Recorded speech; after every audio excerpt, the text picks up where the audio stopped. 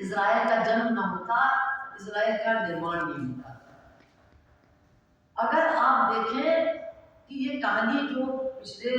150 سال کی کہانی ہے، تو یہ شروع ہوتی ہے اس علاقے میں جب سے تیل ملا،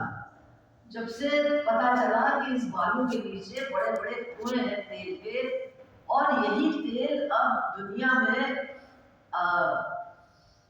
منافع، وکاس، جنگ، ہر چیز کے پیچھے اس تیل پر قبضہ ہونا بہت ضروری ہوگا۔ اور اسی لیے آپ دیکھیے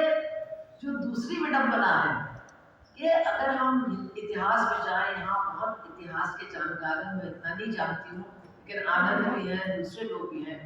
اگر آپ اتہاس میں جائیں تو یہودیوں کو کبھی بھی ناانصافی کا سامنا یورپ کے باہر شاید کبھی نہیں کرنا پڑا۔ جو میں نے پڑھا ہے، جو ٹرکش ایمپائر، آٹومان ایمپائر تھا، جو دوسرے ایمپائر تھے، وہاں یہودی جاتے تھے، تجارت کرتے تھے، ہندوستان میں بھی بڑے بڑے یہودی خاندان تھے، یعنی یورپ کے باہر اگر ہم دیکھیں تو کہیں بھی یہودیوں کے ساتھ اس طرح کا بھید بھاؤ یا اس طرح کی نفرت کو ہم نہیں دیکھتے ہیں۔ یہ سب کچھ یورپ میں ہی ہوا ان کے ساتھ، گھیٹوز میں ان کو رہنا پڑا، ان کے ساتھ ہر طرح کی ناانصافی ہوئی، ان کی جو گھر کی عورتیں تھیں ان کے ساتھ ہوئی، اور ہر جنگ میں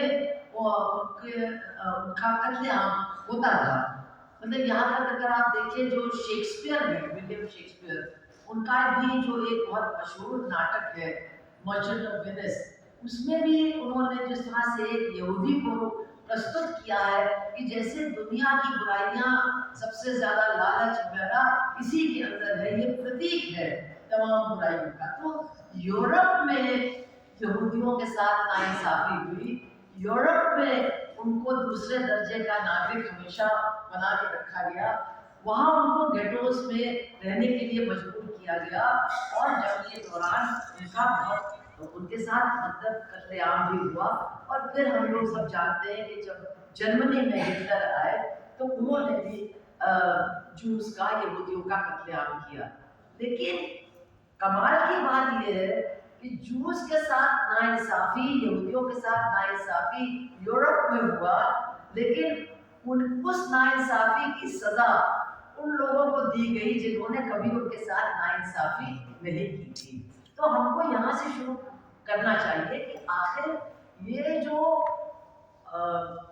آج جو مطلب جو پیلسٹائن ہے، جب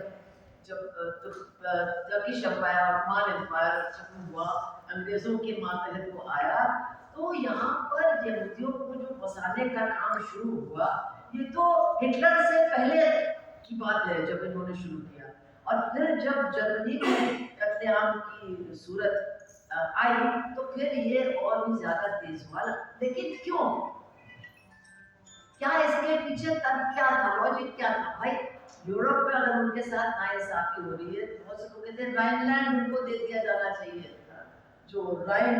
ندی کے کنارے جو تمام زمین ہے وہ ان کو دے دی جانی چاہیے۔ جرمن کے لوگوں نے ان کے ساتھ ناانصافی کی، وہاں ان کو بسایا جانا چاہیے۔ لیکن ایک پرانی مطلب جس کو کہتے ہیں ایتہاسک یاد کو، جس کی کوئی بنیاد مستواد نہیں تھی، اس کو وہ کرتے ہوئے کہ نہیں صاحب ان کا تو جو پراچین گھر ہے، پرومسڈ وہ لینڈ، تو پرومسڈ لینڈ،